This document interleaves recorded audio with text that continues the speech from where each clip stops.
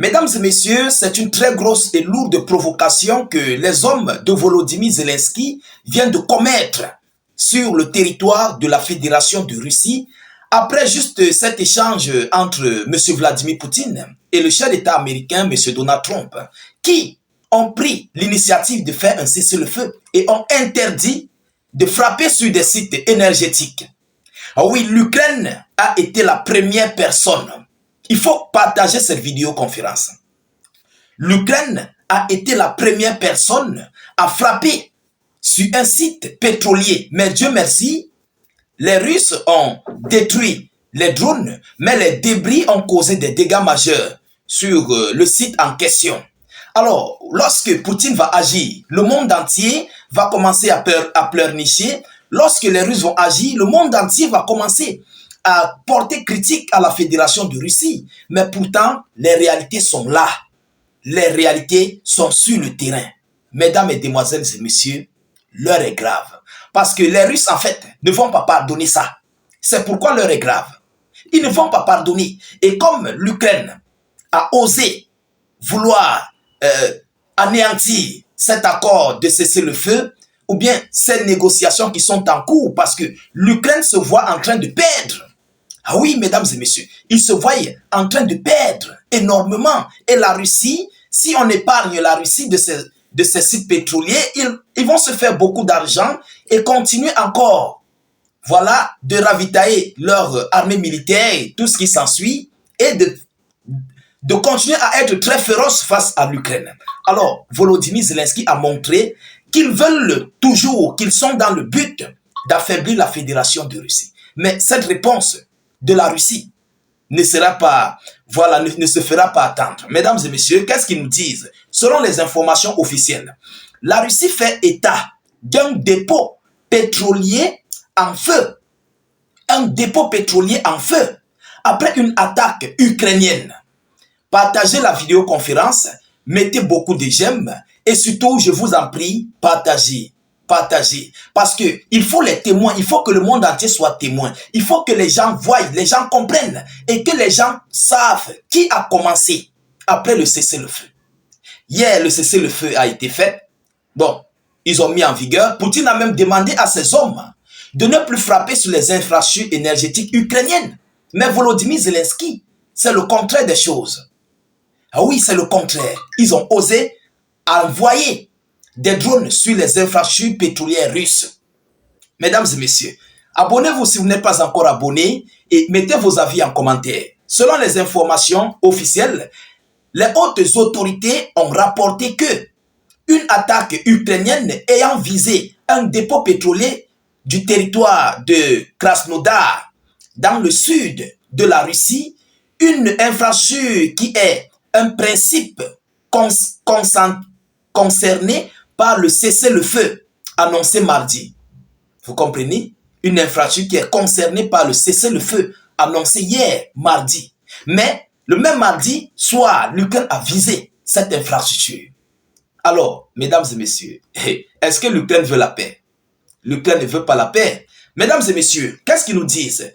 Un incendie s'est déclaré après la chute de débris de drones abattus dans la défense anti-aérienne, ont annoncé les services de secours.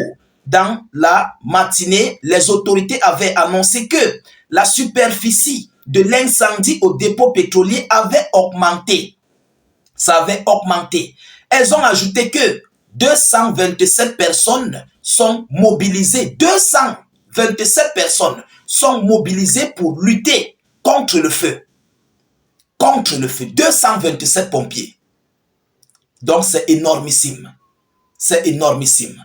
Alors, la chaîne Telegram Astra rappelle que le site assure l'exportation du pétrole russe. Il est relié à un terminal pétrolier ferroviaire et à un pipeline qui fait partie du système du consortium du pipeline de la Caspienne. Dans la même région se trouve la station de pompage de pétrole Kropotkinkai du consortium pour le pipeline de la Caspienne, qui avait été mise hors service le 17 février par une attaque ukrainienne. Le 17 février, cette même station de pompe avait mise hors service, toujours par les attaques de l'Ukraine. Alors, mesdames et messieurs, nous comprenons quoi par là? On parle de quoi dans cette affaire? L'Ukraine voit que l'accord de cessez-le-feu qui interdit de frapper sur les infrastructures, ça ne l'arrange pas. Ça ne l'arrange pas. Mais comment il peut avoir un cessez-le-feu en frappant sur les infrastructures? Comment? Comment ça? Voilà une grosse provocation. Et je vous assure, les Russes ne vont pas pardonner ça. Même s'il faut aller faire la G contre Washington, Poutine, les Russes vont frapper. Soyez-en sûrs. Ça, il faut dormir tranquille. C'est moi qui vous mets en confiance. Les Russes vont frapper. Et de la plus belle des manières. Les centrales électriques là, Poutine va détruire tout. Tout, parce que les Ukrainiens en fait et leurs alliés viennent de montrer qu'ils ne veulent pas un cessez-le-feu, ils ne veulent pas aller directement sur la table de négociation sans passer par la trêve. Et la trêve leur permet de se ravitailler encore plus. Donc, ils veulent anéantir, ils veulent brouiller, ils veulent limiter, ils veulent bannir cette trêve que Poutine et Donald Trump ont imposée pour permettre à ce qu'ils puissent éviter des infrastructures. Mais ils combattent sur le terrain.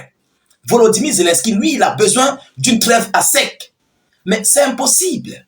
C'est quasiment impossible. Pour qu'il doit avoir une trêve à sec, il faut des services, des gens qui vont entrer en Ukraine, des Russes et Américains, qui vont barricader toutes les voies d'entrée des issues pour que les armes européennes n'entrent plus en Ukraine. Et pour que l'Ukraine ne doit plus recevoir des armes venant de ses alliés. Et vérifier les usines de fabrication d'armes ukrainiennes, limiter les stocks. Là, je crois que Poutine va accepter une trêve. Parce que là, tout serait bloqué, rien n'entre, rien ne produit, l'Ukraine reste avec ses mêmes éléments, ses mêmes soldats et tout ce qui s'ensuit.